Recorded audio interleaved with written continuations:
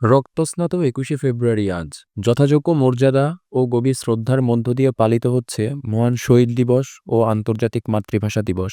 ১৯৫২ সালের এই দিনে মাতৃভাষা বাংলার মর্যাদার প্রতিষ্ঠার দাবিতে আন্দোলনে নামা ছাত্র জনতার উপর গুলিবর্ষণে শহীদ হন কয়েকজন তরুণ। তাদের আত্মত্যাগের মধ্য দিয়েই বাংলা রাষ্ট্রভাষার স্বীকৃতি পায়।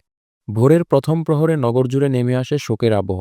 বিভিন্ন রাজনৈতিক, সামাজিক ও সাংস্কৃতিক সংগঠনের নেতাকর্মীসহ সর্বস্তরের মানুষ কেন্দ্রীয় শহীদ মিনারে ফুল দিয়ে ভাষা শহীদদের প্রতি শ্রদ্ধা নিবেদন করেন। আমার ভাইয়ের রক্তে রাঙানো ২১শে ফেব্রুয়ারি গানটির সুরে সুরে স্মরণ করা হয় ভাষা শহীদদের অবদান। আপনার কি এই আশেপাশে পরিবেশ দেখে মনে হচ্ছে যে ৫২ আত্মত্যাগ আমরা ভুলে যাচ্ছি? অবশ্যই আমরা ভুলে যাচ্ছি না। প্রত্যেকটা জেলায়, উপজেলায়, গ্রামে দেখবেন ছোট্ট করে একটা শহীদ মিনার হলেও তারা বানাচ্ছে, নিজের বাগানের ফুল দিয়ে সেটা উদযাপন করছে। তো আমরা আসলে কিছু ভুলে যাই না।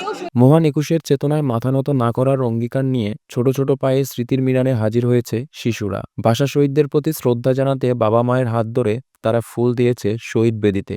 ভবিষ্যৎ প্রজন্মকে ভাষা আন্দোলনের ইতিহাস, অগ্রজদের আত্মত্যাগ এবং জাতির শেকড়ের সঙ্গে পরিচয় করিয়ে দিতেই অভিভাবকেরা সন্তানদের নিয়ে এসেছেন কেন্দ্রীয় শহীদ মিনার প্রাঙ্গণে। শহীদ মিনারে ফুল দিতে আসছি। যারা শহীদ হয়েছে আমি তাদের জন্য ফুল দিতে আসছি, আমার শহীদ ভাইদের শ্রদ্ধা জানানোর জন্য। শহীদ মিনারে শ্রদ্ধা জানাতে আসা মানুষের কণ্ঠে যেমন ছিল অমর ২১-এর সেই বিষাদমাখা সুর, তেমনি চোখে মুখে ছিল নতুন বাংলাদেশের স্বপ্ন আর ভাষা শহীদদের আদর্শ ধারণের দৃঢ় সংকল্প। এটা খুবই স্বতঃস্ফূর্ত আয়োজন। সেই ৫২ থেকে এখনো স্বতঃস্ফূর্তভাবেই মানুষ এসছে। কোনো দলের মতের পথের প্ররোচনায় বা উৎসাহে বা নিরুৎসাহে কেউ এখানে আসেনি। এটা আমরা প্রাণের টানে এসেছি।